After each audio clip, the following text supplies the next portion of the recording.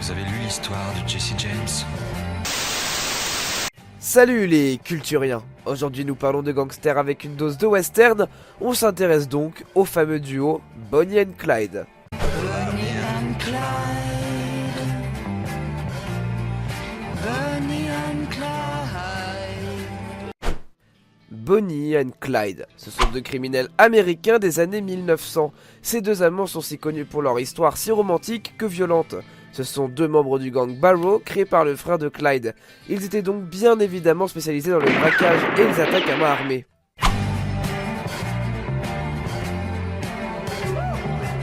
Bonnie Parker est née le 1er octobre 1910 à Rowena au Texas. C'est à l'âge de 4 ans que son père meurt et que sa famille déménage à Simon City, une banlieue de Dallas. Elle est étonnamment une des meilleures élèves de son temps et remporte de nombreux prix bien qu'inutiles. Elle se marie et abandonne l'école le 25 septembre 1926, mais ne vit pas longtemps avec Thornton qui finit incarcéré pour braquage. Elle n'a jamais autant divorcé.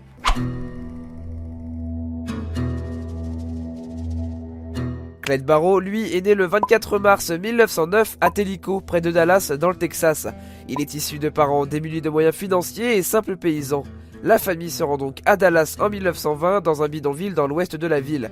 C'est en 1926 qu'il est arrêté suite au fait d'avoir volé une voiture. Peu de temps après, il est arrêté une deuxième fois pour avoir volé des dindes. Et oui, c'est petit. C'est quelques années plus tard que Clyde vole des magasins, réalise un braquage à main armée et il est arrêté encore une fois en 1928 et en 1929. Bonnie et Clyde se rencontrent donc en janvier 1930 et c'est d'ailleurs pendant cette année que Clyde bat à mort un détenu l'ayant agressé sexuellement. Et c'est donc son premier meurtre. Aïe. C'est en 1932 qu'il vole une voiture à l'aide de Bonnie et mène ensuite un groupe de criminels dans lequel Buck, Barrow et Blanche en font partie.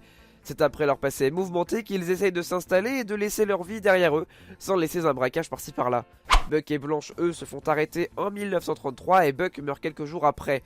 Bonnie and Clyde, toujours en cavale avec de plus en plus de cadavres sur leur dos, 14 au total, finissent leur vie tristement un 23 mai 1934, abattus par la police du Texas. C'est par un groupe de 5 policiers qu'ils se font traquer par rapport aux nombreux meurtres.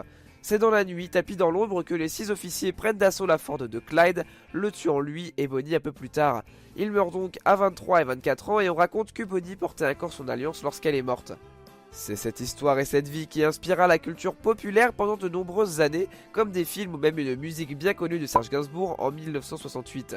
Vous retrouverez en description la liste des victimes de Bonnie and Clyde honteusement volées à Wikipédia et notre Discord communautaire qui vient de voir le jour.